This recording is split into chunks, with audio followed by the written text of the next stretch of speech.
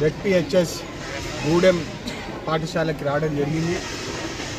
ఈ స్కూల్లో head master Mallayya గారు చెప్తున్నారు దాదాపు 150 స్టూడెంట్స్ ఫస్ట్ టు 10th వరకు చదువుతున్నది. కాకా వెంకటస్వామి గారు మీ అందరికి తెలుసు, దాదాపు 30 సంవత్సరాలకి వెళ్ళి విశాఖ చారిటబుల్ ట్రస్ట్ అని చెప్పి స్టార్ట్ చేసి ఆ ట్రస్ట్ ద్వారా అనేక మంది విద్యార్థులకు స్కూల్ బెంచ్లు కానివ్వండి, బ్యాగ్స్ కానివ్వండి, కొన్ని స్కూళ్ళలో టీచర్లకు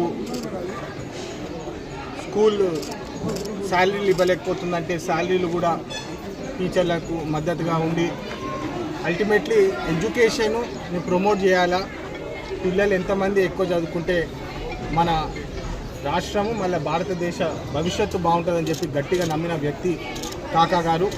వారిని స్ఫూర్తిగా తీసుకొని ఈరోజు వివేక్ గారు కూడా అనేక ప్రోగ్రాంలు పిల్లల కోసం చేస్తున్నారు. మీరు చూస్తున్నారు విశాఖ చారిటబుల్ ట్రస్ట్ బెంచ్లు చాలా వరకు స్కూళ్ళల్లో గ్రామ స్థాయిలో మళ్ళీ నీటి సౌకర్యాలు లేవని చెప్తే వాటర్ బోర్వెల్ కూడా ఇవ్వడం జరిగింది. ఈరోజు కూడా ఇక్కడ ఈ పాఠశాలకి 110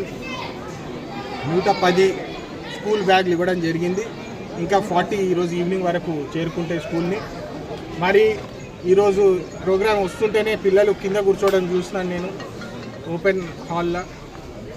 తక్షణమే ఈ స్కూల్కి కూడా స్కూల్ బెంచులు ఇచ్చే అవసరం ఉన్నదని చెప్పి గమనించి విశాఖ చారిటబుల్ ట్రస్ట్ ద్వారా పిల్లలు ఎంతమంది ఉన్నారో వారికి సరిపడా స్కూల్ బెంచులు ఇద్దామని చెప్పి ఈరోజు అనౌన్స్ చేయడం జరిగింది. హామీ ఇస్తున్నాను, ఖచ్చితంగా అది కూడా చేస్తాను అని చెబుతూ ఇక్కడ పిల్లలు మంచిగా చదివి మన గూడెంకి వెళ్ళి స్టేట్ ర్యాంకు నేషనల్ లెవెల్లో చాలామంది పిల్లలను కూడా అడుగుతుంటే మీరు ఏమవుతారు చిన్నపిల్లలు పెద్ద అయినాక ఏమవుతారు మీరు అంటే ఒకళ్ళేమో ఆర్మీ అంటున్నారు, ఇంకోళ్ళేమో పోలీస్ ఆఫీసర్ అంటున్నారు, ఇంకోళ్ళేమో కలెక్టర్ అంటున్నారు.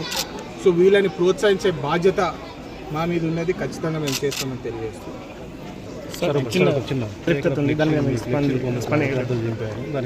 చాలా బాధాకరంగా ఉన్నది నాకు ఫ్రాంక్గా చెప్పాలంటే. మీరందరూ కాకా వెంకటస్వామి గారు గుర్తు చేసుకొని నాకు ఆశీర్వాదం ఇచ్చి పార్లమెంట్ పంపించినారు. మరి రాజకీయాల్లో కుట్రలు జరుగుతూ ఉంటాయి, ఎనిమిటీ ఉంటేనే ఉంటుంది. కానీ ఒకటి గమనించాలి, నేను ఇక్కడ ఉన్న రాజకీయ పరిస్థితులు చూస్తే ఎమ్మెల్యేలు కానివ్వండి, మంత్రులు కానివ్వండి, నేను వాళ్ళ ఇంట్లో వాళ్ళ పిల్లల ఏజ్తో సమానం. ఇప్పుడు శ్రీధర్ బాబు గారి కొడుకు ఏజ్ ఉంటా నేను. అప్పుడు గూడెం ప్రోగ్రాంలో కూడా ఇక్కడ పెద్ద ఎత్తున బట్టి గారితో ప్రోగ్రాం పెడితే నాకు ఎంపీగా ప్రజలు గెలిపించినారు. 20 లక్షల మంది పెద్దపల్లి కాన్స్టిట్యున్సీలో నాకు వారు ఓటేసి మాకు ఈ అవకాశం ఇచ్చినారు మీకు సేవ చేయడానికి. మరి ప్రోటోకాల్ ప్రకారము ఎంపీకి అక్కడ మాట్లాడే హక్కు ఉన్నది. మరి అక్కడ శ్రీధర్ బాబు గారు ఉన్నారు, ఎమ్మెల్యే గారు ఉన్నారు, బట్టి గారు ఉన్నారు. వారిని కూడా నేను అడగడం జరిగింది. వారు మిస్ అయిపోయింది వంశీ అని చెప్పడం జరిగింది. ఇట్లాంటి సంఘటనలు జరగొద్దని చెప్పి నేను మీ ద్వారా వారికి కూడా విజ్ఞప్తి చేస్తున్నాను. ఎందుకంటే పర్సనల్లీ కూడా వారితో మాట్లాడుతూ ఉంటాము. కాబట్టి అంతా మంచిగా జరగాలి. అభివృద్ధి కార్యక్రమాలు ఇట్లనే ప్రజల కోసం చేస్తూ మేము ముందుకెళ్తామని చెప్పి తెలియజేస్తూ ధన్యవాదాలు.